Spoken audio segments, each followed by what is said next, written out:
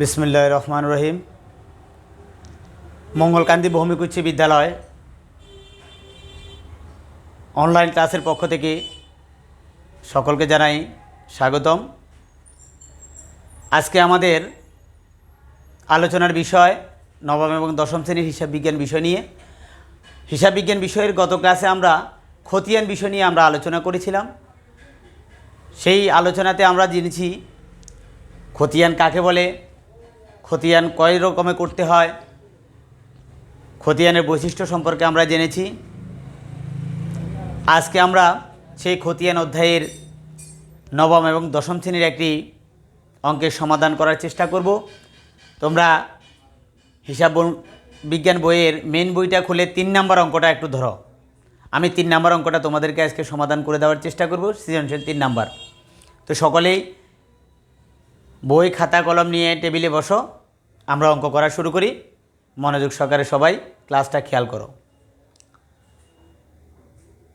আমরা গত ক্লাসে জেনেছিলাম হিসাব বিজ্ঞানের যে খতিয়ান কাকে বলা হয়।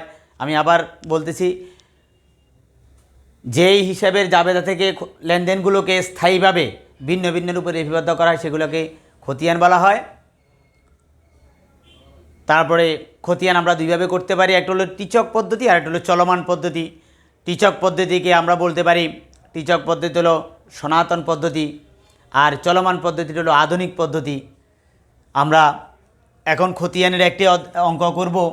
আমরা এখানে একটি প্রশ্ন লিখছি, সবাই একটু খেয়াল করে দেখো। 3 নম্বর যে প্রশ্নটা আমাদের বইয়ের মধ্যে আছে, আমাদের বইতে আছে মামুন এন্টারপ্রাইজের হিসাবের বইতে যে নিম্নোক্ত সংগৃহীত হয়েছে হিসাবটা, আমরা এই হিসাবটা বইতে লিখলাম।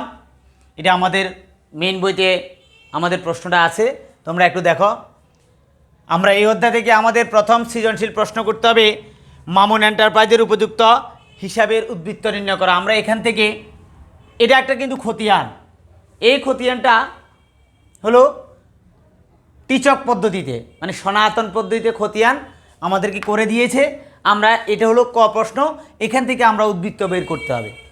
এখন একটা জিনিস তোমরা খেয়াল করবা, আমরা যখন খতিয়ান করব, যদি আমাদেরকে প্রশ্নে যদি বলা থাকে যে উপযুক্ত তথ্যের ভিত্তিতে প্রতিষ্ঠানের টিচক পদ্ধতিতে খতিয়ান তৈরি করো অথবা চলমান পদ্ধতিতে খতিয়ান তৈরি করো, তাহলে আমরা ওই প্রশ্নের আঙ্গিকে আমাদেরকে ওই প্রশ্নের উত্তরটা কিন্তু অঙ্কটা করতে হবে। কিন্তু যদি আমাদেরকে যদি প্রশ্নে যদি বলা যদি না থাকে যে তোমরা চলমান পদ্ধতিতে করবা না টিচক পদ্ধতিতে তোমরা খতিয়ান করবা, তাহলে আমরা কিন্তু কোনো ওই দুই প্রকারের মধ্যে আমরা যে কোনো প্রকার আমরা ভালো পারবো সেটাই আমরা বের করব। এখন দেখো আমাদেরকে এখানে বলা হয়েছে, আমরা এটা ক প্রশ্ন, আমাদেরকে উদ্বৃত্তের নির্ণয় করতে বলছে। তা আমরা যখন খতিয়ান করব, আমরা খতিয়ানের প্রথম আমরা প্রশ্ন থেকে দেখে দেখে আমাদের হুবহুব আমরা সেই উদ্দীপক যেটা আছে আমরা এটা লিখব। লেখার পরে আমরা প্রথমে পেজটাকে আমরা দুইটা কলাম ভাগ করার পরে ডেবিট দিক একটা হবে, আমাদের হাতের বাম পাশটা হবে ডেবিট দিক আর ডান পাশটা হবে ক্রেডিট দিক। সেই ক্ষেত্রে আমাদের ডান পাশে হবে 4টা কলাম, তারিখ বিবরণ জাবেদা পৃষ্ঠা টাকা, ক্রেডিট দিকে হবে তারিখ বিবরণ জাবেদা পৃষ্ঠা টাকা। এটি হলো আমাদের টিচক পদ্ধতির খতিয়ানের কলাম। আমি দেখে দেখে প্রশ্নটা আমরা উদ্দীপকটা আমরা লিখে ফেললাম। সেখান থেকে আমাদেরকে বলা হয়েছে আমরা আমাদের উদ্বৃত্ত নির্ণয় করার জন্য। খেয়াল করবে তোমরা একটু দেখো, আমরা যখন খতিয়ানের উদ্বৃত্ত যখন আমাদেরকে ব্যালেন্স নির্ণয় করতে বলবে, উদ্বৃত্ত নির্ণয় করতে বলবে, তখন আমরা দুইটা দিকের একটা ডেবিট দিক একটা হলো ক্রেডিট দিক, তার মধ্যে আমরা কোন দিকের টাকার অঙ্কটা বেশি আমরা দেখব। এখন আমাদের এখানে দেখা যাচ্ছে ডেবিট দিকের টাকার অঙ্কটা বেশি, আমরা ওই দিকের টাকার অঙ্কটা যোগ করে ফেলব। উভয় দিকে যোগ করার পরে আমাদের 20 এবং 17 হলো 37,000। ওই যোগফলটা আমরা ক্রেডিট দিকে লিখে ফেলব 37,000। সেখান থেকে আমরা এখন দেখো এই 37 থেকে আমাদের ক্রেডিট দিকে আমাদের আছে 22,000, 3,000, 1,000। এই তিনটা যোগফল আমরা যদি যোগ করি 22 3 25, 25 1 26, তাহলে আমরা ওই 26 থেকে যে 37,000 টাকা আমরা বাদ দেব, সেখান থেকে আমাদের টাকা এইদিকে আছে 11,000 টাকা আমাদের কম। ওই টাকাটাকে আমরা পরের মাসে জানুয়ারি মাসের 31 তারিখে ব্যালেন্স সিডি। ব্যালেন্স সিডি আমরা গত ক্লাসে বলেছিলাম ব্যালেন্স সিডি হলো ক্রেডিট ডাউন উপর থেকে নিত। এরপরে আমরা এটা চলমান জেরের ক্ষেত্রে আমরা শুধু টিচক এটা এইরকম সিডি বিডি কিন্তু আমরা চলমান জেরে কিন্তু প্রয়োজন হবে না, এটা হলো টিচক পদ্ধতিতে। তারপরে আমরা লিখব ফেব্রুয়ারির 1 তারিখ, পরবর্তী মাসের 1 তারিখ যেই টাকাটা সিডি হয়েছে আমরা সেটাকে লিখব ব্যালেন্স বিডি। ব্যালেন্স বিডি যেই টাকাটা সিডি হয়েছে ওই টাকাটা আমরা বিডি আকারে এই পাশে লিখব আমাদের কর উত্তর শেষ। তোমরা আশা করি ক প্রশ্নের উত্তরটা বুঝতে পেরেছ। এবার আমরা খ প্রশ্নে চলে যাব। সবাই খ প্রশ্নটা একটু খেয়াল করো।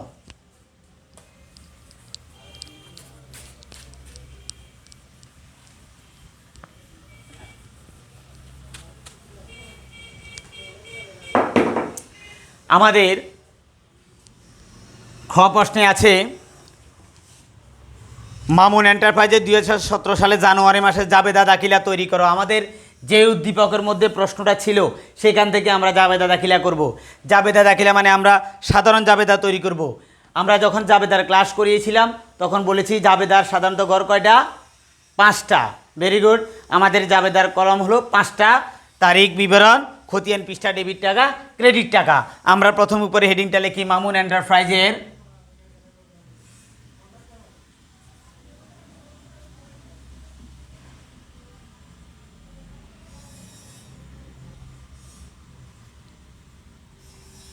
জাবেদা। আমরা এখন মামুন এন্টারপ্রাইজে জাবেদাটা করব। প্রথমে জাবেদার গড়টা করো তোমরা।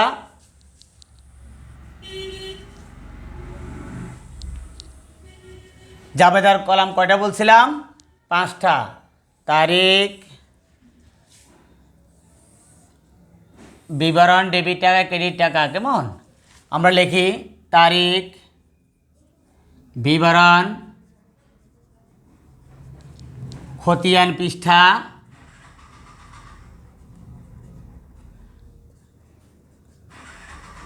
ডেবিট টাকা, ক্রেডিট টাকা।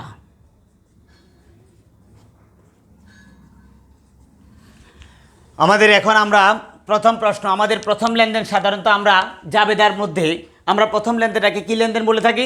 প্রারম্ভিক লেনদেন। সেই প্রারম্ভিক লেনদেনের ক্ষেত্রে তোমরা মনে রাখবে যত রকমের যত জিনিস নিয়ে আমরা ব্যবসা শুরু করব, নগদ টাকা, ব্যাংক টাকা, আসবাবপত্র, যন্ত্রপাতি, যত কিছু নিয়ে আমরা ব্যবসা শুরু করব সবগুলো হবে ডেবিট। আর এগুলোকে আমরা মূলধন আকারে আমরা চিহ্নিত করে থাকি, তাহলে এগুলো সবগুলোকে আমরা একসাথে বলবো মূলধন। তাহলে আমাদের প্রথম তারিখে আমাদের উদ্দীপকের মধ্যে লেখা আছে আমাদের ডেবিট দিকে 1 তারিখে ব্যালেন্স বিডি 20,000 টাকা। তাহলে আমরা যখন এটা হলো আমাদের নগদের আমাদের উদ্দীপকের মধ্যে আছে কিন্তু এটা নগদের যেই লেনদেন। এখন আমরা প্রথম ব্যালেন্স বিডি আমরা লিখতে পারি 2017 জানুয়ারির 1। জানুয়ারির 1। তাহলে আমাদের ডেবিট দিকে আছে ব্যালেন্স বিডি। তাহলে আমরা ব্যালেন্স বিডিটা আমাদের জন্য হয়েছে কার জন্যে? আমরা যে মূলধন হিসাবে আমরা নগদটা লিখে ফেলছিলাম তার জন্যে। তাহলে আমাদের এখানে ব্যাংক হিসাবে যখন আমাদের ডেবিট দিকে হলো, আমরা এখন 1 তারিখে যে লেনদেনটা এখানে আমাদের 1 তারিখের লেনদেন ব্যতীত বলছে, তাহলে আমরা 2 তারিখে আমাদের আছে ব্যাংক হিসাব, ক্রেডিট দিকে আছে। তাহলে আমরা এখানে 1 তারিখটা লিখবো না, 2 তারিখটা লিখো তোমরা। 2 তারিখে আমাদের লেনদেনে আছে ব্যাংক হিসাব, ক্রেডিট দিকে আছে। তাহলে আমরা যদি আমাদের নগদ যদি লেনদেন হয় তাহলে অবশ্যই নগদ লেনদেন যদি আমাদের ক্রেডিট দিকে হয় তাহলে ব্যাংক হিসাব ডেবিট, নগদান হিসাব ক্রেডিট। 2017 জানুয়ারির 1 এটা হবে ব্যাংক হিসাব ডেবিট,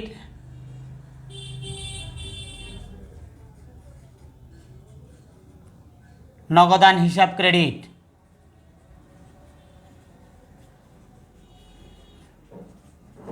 আমরা লিখতে পারি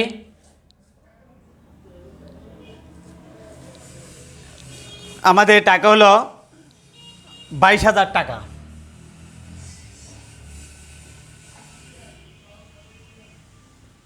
তাহলে আমাদের আমরা এটা কারণ লিখতে পারি ব্যাংকে জমা দেওয়া হলো।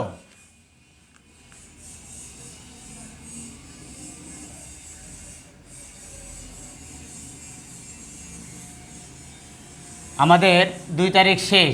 তারপরে আছে আমাদের প্রশ্নে আছে 15 তারিখ, তাও ক্রেডিট দিকে। 15 তারিখ বেতন হিসাব আছে আমাদের উদ্দীপকের মধ্যে আছে। দেখো বেতন হিসাব ক্রেডিট দিকে, আমরা যখন নগদান খতিয়ান করেছিলাম, নগদান খতিয়ানটা হলো ক্রেডিট দিকে বেতন হিসাব। নিশ্চয় আমাদের বেতন ডেবিট হওয়ার কারণেই আমাদের নগদান হচ্ছে ক্রেডিট। তাহলে আমরা এখন লিখতে হবে 15 তারিখ বেতন হিসাব ডেবিট,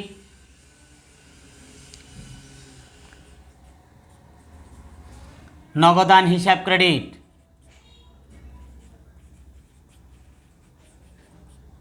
আমরা এখানে কারণ লিখতে পারি নগদে বেতন প্রদান করা হলো।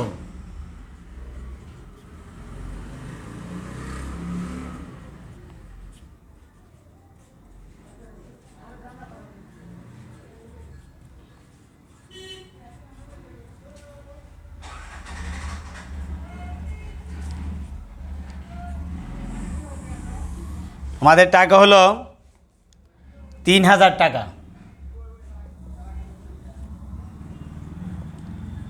তারপরে আসো আমাদের প্রশ্নে আছে 17 তারিখ ডেবিট দিকে আছে বিক্রয় হিসাব।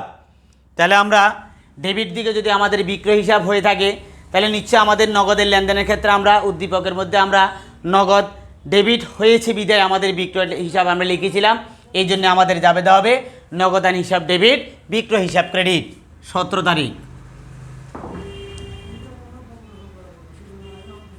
নগদান হিসাব ডেবিট, বিক্রয় হিসাব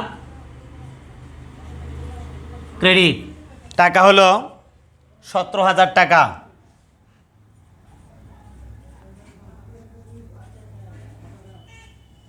আমাদের কারণ লিখতে পারি আমরা নগদে বিক্রয় করা হলো।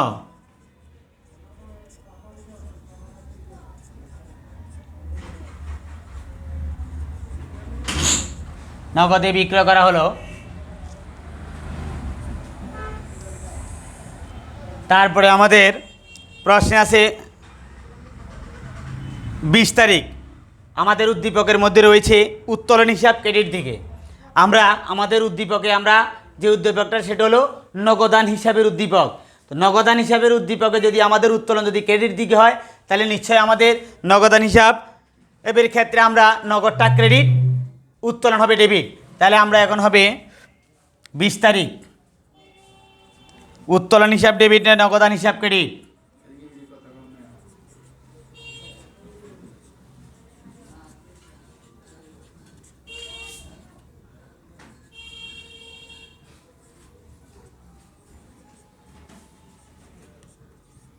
নগদান হিসাব ক্রেডিট টাকা হলো 1000 টাকা।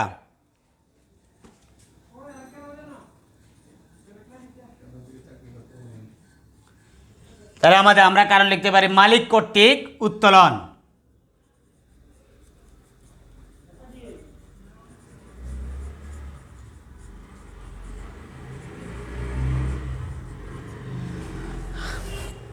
আমাদের এখন আমরা যোগফল নির্ণয় করব।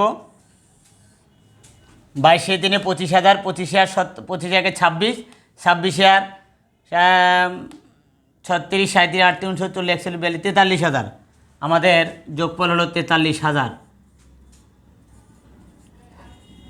এটা হলো আমাদের উদ্দীপক থেকে আমরা জাবেদা দাখিলা কীভাবে তৈরি করতে হয় আমরা সেটা দেখালাম তোমাদের। এরপরে আসো আমাদের ঘ প্রশ্ন। ঘ প্রশ্নে আমাদের প্রশ্নে বলছে চলমান জের প্রক্রিয়ায় বিক্রয় হিসাব, ব্যাংক হিসাব, বেতন হিসাব, উত্তোলন হিসাব প্রস্তুত করো। বিক্রয় হিসাব, ব্যাংক হিসাব আমরা তোমাদেরকে একটা চলমান জেরে একটা খতিয়ান করে, আমি শুধু বিক্রয় হিসাবের খতিয়ান জেরটা তোমাদেরকে দেখাই দিচ্ছি, তোমরা একটু মনোযোগ দিয়ে দেখো আমাদের খতিয়ান যেটা বিক্রয় হিসাবের হবে। এটা মুছে ফেলে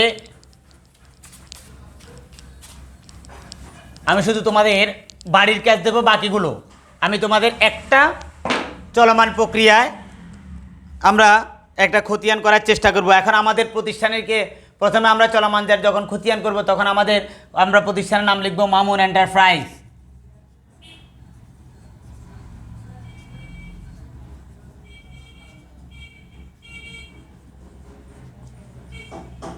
মামুন এন্টারপ্রাইজ, মামুন এন্টারপ্রাইজের চলমান প্রক্রিয়া আমাদের খতিয়ান আমরা লিখব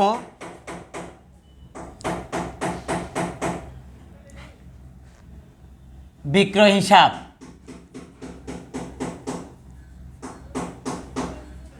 আমরা প্রথমে চলমান প্রক্রিয়ায় আমরা খতিয়ানের ঘরটা করতেছি, একটু খেয়াল করো তোমরা সবাই।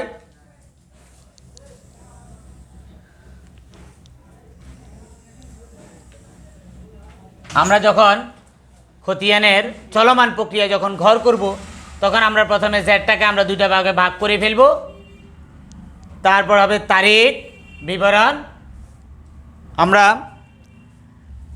ডেবিট ক্রেডিট আর হলো খতিয়ান পৃষ্ঠা। আমরা যখন ব্যালেন্সটাকে আমরা সেটা আবার দুই ভাগ ভাগ করে ফেলব।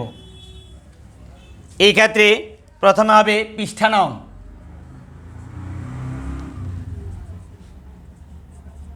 আর এদিকে হবে হিসাবের কোড নং।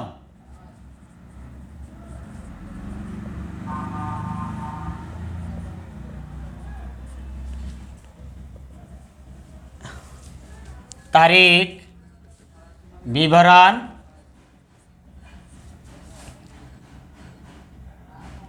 জাবেদা পৃষ্ঠা, ডেবিট টাকা, ক্রেডিট টাকা,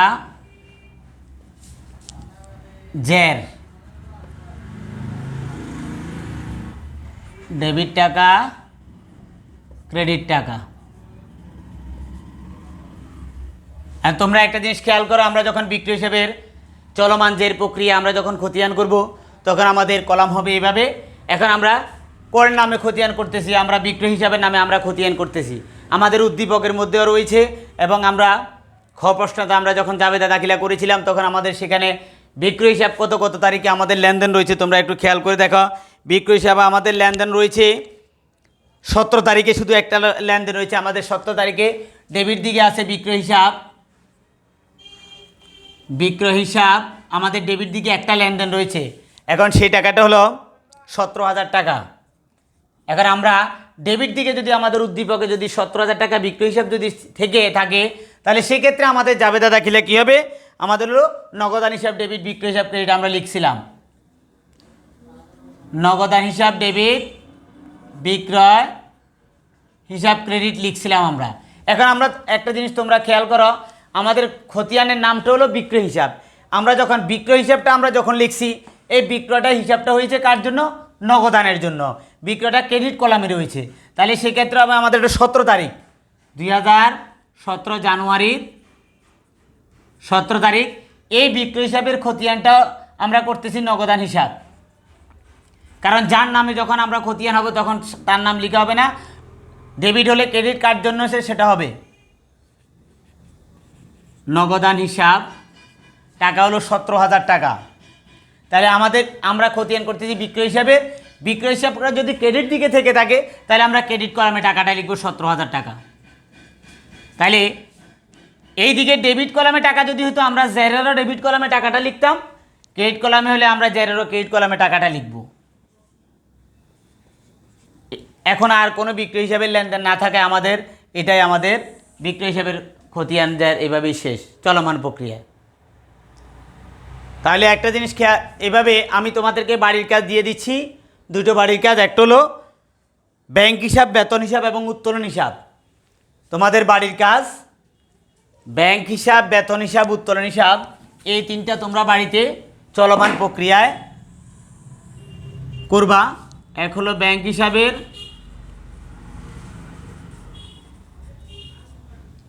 তারপরে হলো বেতন হিসাব,